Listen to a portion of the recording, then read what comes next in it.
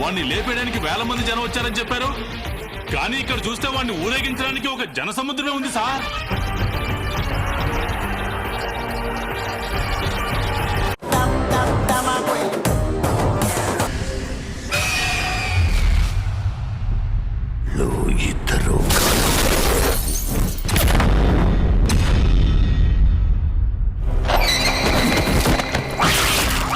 చంపింది రౌడీనో వేటగాడో కాదు,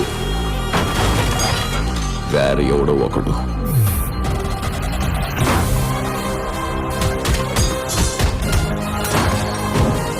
నాశాయ చ దుష్కృతాం ధర్మ సంస్థాపనార్థాయ